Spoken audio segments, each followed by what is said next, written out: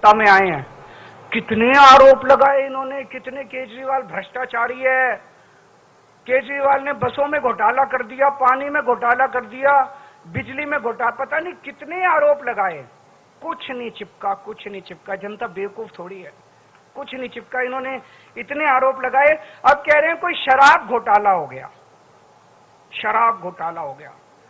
जनता पूछ रही है इनसे, अब मैं हमें जवाब देने की, जनता पूछ रही है भाई शराब घोटाला हो गया, पैसा कहां है, कहां गया वो पैसा?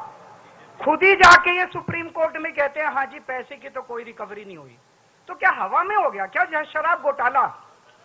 कहीं बाकी रेड वेड मारते हैं ये, कहीं नोटों की गड्डियां मिलती हैं, कहीं ज्वेलरी मिलती है, यहां तो कुछ भी नहीं मिला, चवन्नी नहीं मिली। कहते हैं 100 करोड़ का घोटाला हो गया, 1000 करोड़ का 1000 रुपए भी नहीं मिले, 100 रुपए भी नहीं मिले। कहां गए सारे पैसे? बिल्कुल फर्जी केस इन्होंने बना बना के हमारे लोगों को गिरफ्तार किया।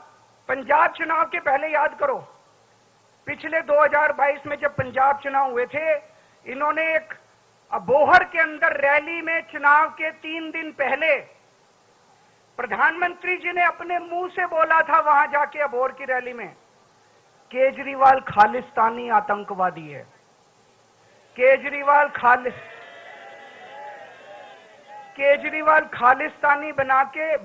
खालिस्तान बना के वहां का प्रधानमंत्री बनना चाहता है। इतनी वाहियात और इतनी बेवकूफी वाली बात आप प्रधानमंत्री के मुंह से सुनते हैं तो हमें दया आती है अपने देश के अंदर कि कैसे प्रधानमंत्री हैं। इस तरह से, जिस तरह से बेतुकी बात। और अभी तो देखना 25 तारीख को दिल्ली का चुनाव है, 1 तारीख को पंजाब का चुनाव है। आने वाले 10-15 दिन के अंदर ये कैसी कैसी मनगढ़ंत बातें लेके आते हैं ये लोग,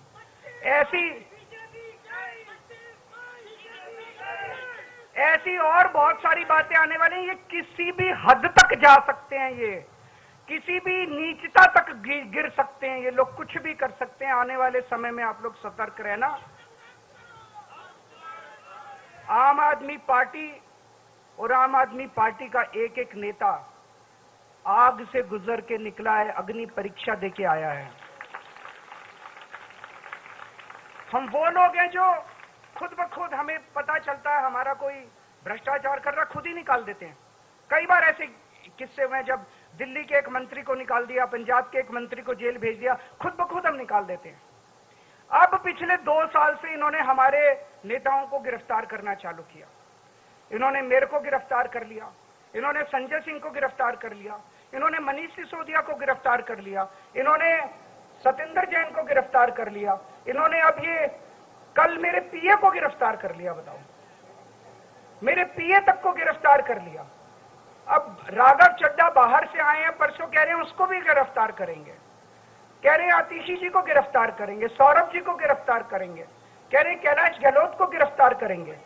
तो मैं आज हम सब लोग इकट्ठे हुए हैं, प्रधानमंत्री जी को कहना चाहता हूं, आप एक एक करके दुखी हो रहे हो, हम सारे ही आ जाते हैं आज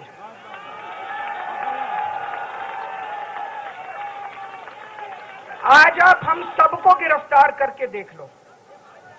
आज आप हम सबको गिरफ्तार कर लो, हम कोई डरने वाले नहीं हैं। मैं जेल में था 50 दिन, उस समय का मैंने पूरा सदुपयोग किया। 2 बार गीता पढ़ी, पूरी गीता, और गीता भी जैसे श्लोक का अर्थ होता है, केवल वो अर्थ नहीं, मैंने वो एक एक श्लोक के 3-3, 4-4 पेज का विस्तृत वर्णन जो है वो डिटेल्ड गीता 2 बार पढ़ी, 1 बार रामायण पढ़ी।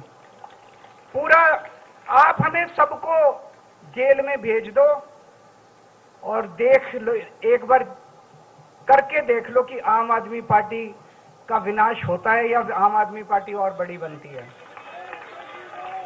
एक बार करके देख लो मोदी जी। अभी हम सारे जने यहां से चलेंगे, शांति से चलेंगे, कोई शोर शराबा नहीं, मैं सबसे आगे रहूंगा, मेरे पीछे पीछे सब चलेंगे।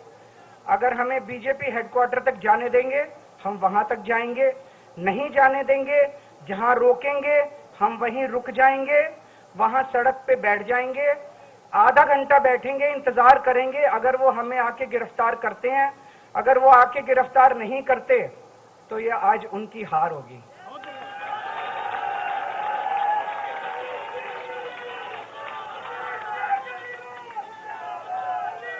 ये उनकी हार होगी। आधे घंटे के बाद हम उठ के वापस आ जाएंगे, ठीक है?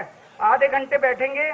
मैं आप सब लोगों को कहना चाहता हूं, आने वाले समय में बहुत बड़ी चुनौतियां आने वाली हैं, बहुत बड़ी चुनौतियां आने वाली हैं। उन सभी चुनौतियों के लिए संघर्ष करने के लिए आप लोग तैयार रहना। एक ही चीज याद रखना, जितनी बड़ी बड़ी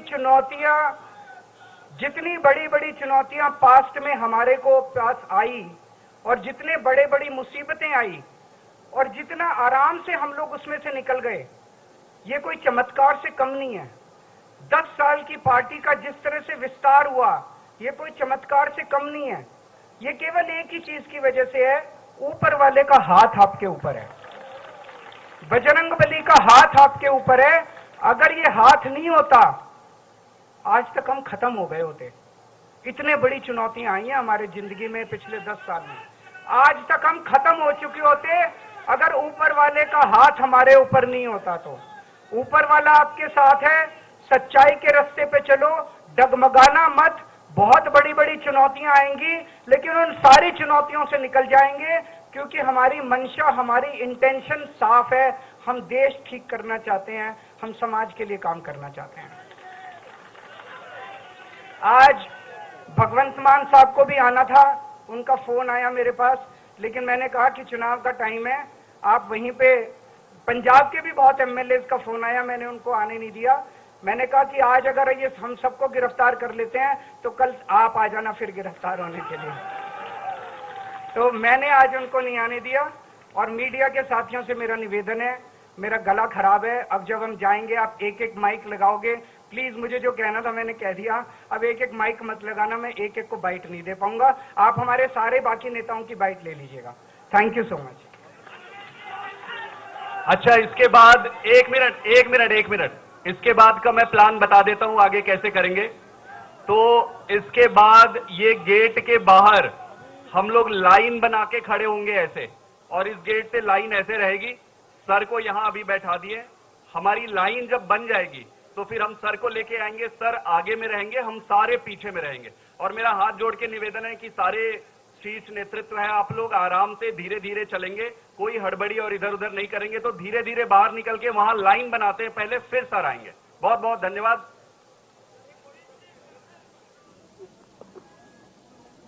आम आदमी पार्टी के दफ्तर से अरविंद केजरीवाल को आप सुन रहे थे, और खुली चुनौती अरविंद केजरीवाल की तरफ से दे दी गई है।